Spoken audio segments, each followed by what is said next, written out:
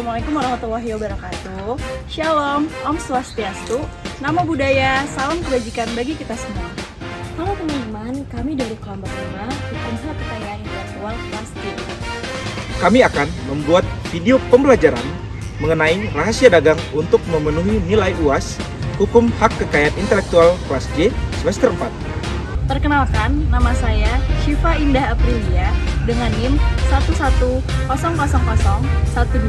11000121130240240. Perkenalkan, nama saya Reza Ardiansyah dengan NIM 11000121140185185. Perkenalkan, nama saya Abigail Farel dengan NIM 1100012114063 Perkenalkan, nama saya Andini Fatia Tania dengan NIM 110001211406551. Perkenalkan, nama saya Imam Akbar Al-Ghifari dengan NIM 1100012114063 Selamat menyaksikan!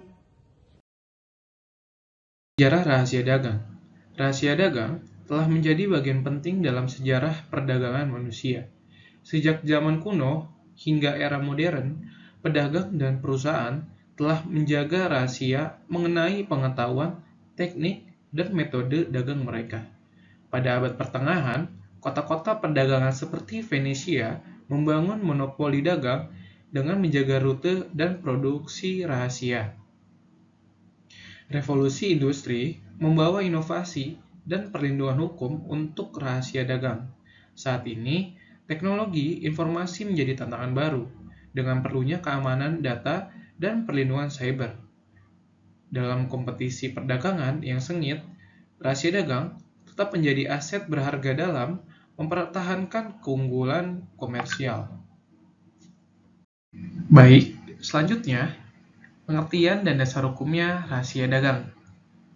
Dalam ketentuan pasal 1 angka 1 rahasia dagang menerangkan bahwa rahasia dagang adalah informasi yang tidak diketahui oleh umum di bidang teknologi dan atau bisnis, mempunyai nilai ekonomi karena berguna dalam kegiatan usaha dan dijaga kerahasiaannya oleh pemilik rahasia dagang.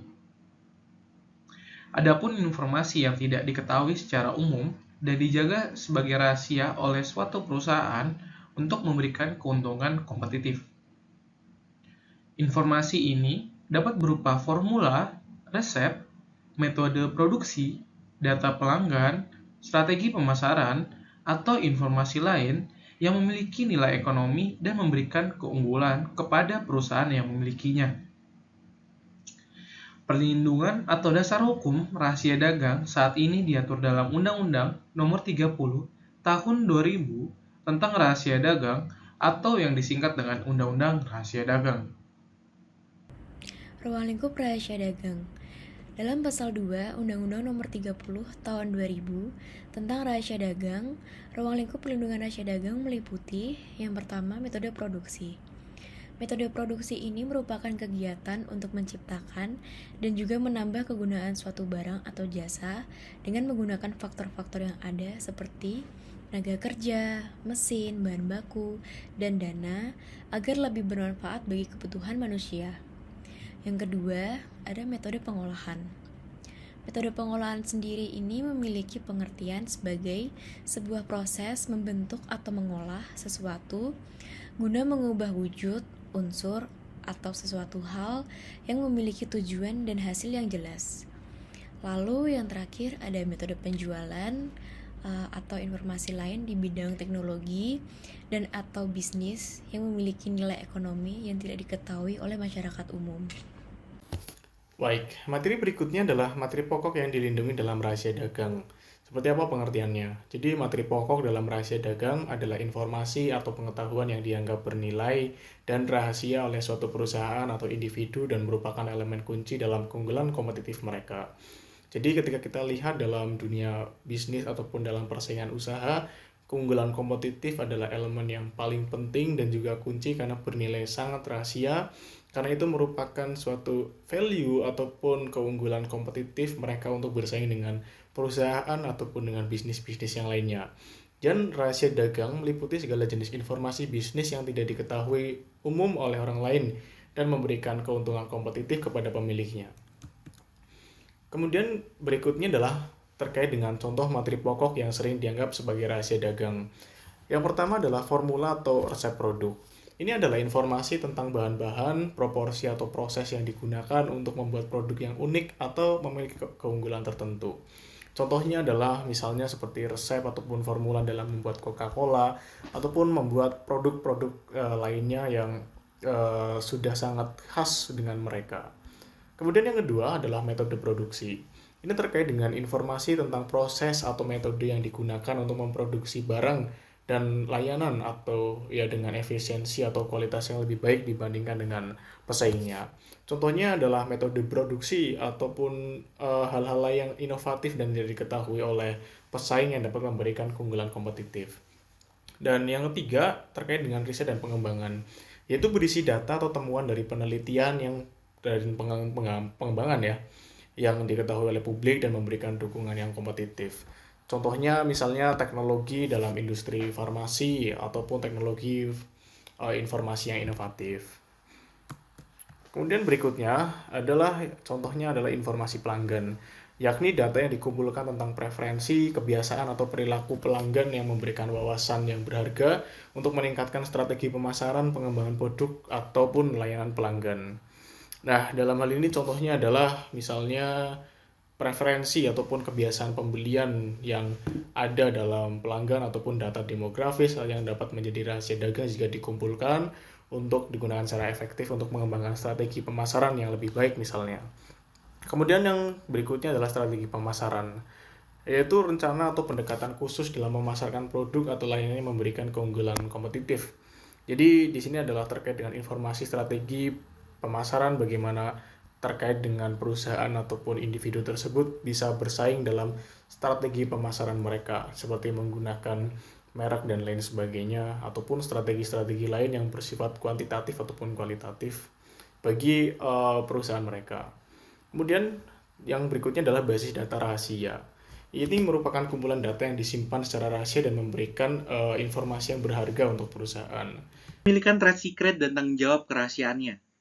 Kepemilikan rahasia dagang biasanya dimiliki oleh perusahaan atau individu yang menciptakannya atau memiliki akses ke informasi rahasia tersebut. Hukum di banyak negara melindungi kepemilikan rahasia dagang melalui undang-undang tentang kekayaan intelektual atau hukum komersial yang mengatur rahasia dagang. Tanggung jawab menjaga kerahasiaan rahasia dagang sangat penting. Pemilik rahasia dagang memiliki kewajiban untuk melindungi informasi tersebut dari akses yang tidak sah atau pengungkapan kepada pihak ketiga yang tidak berwenang.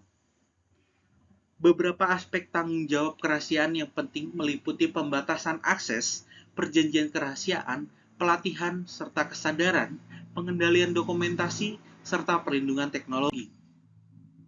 Pemilik rahasia dagang harus memastikan bahwa hanya orang-orang yang membutuhkan akses terhadap informasi tersebut yang diberikan izin.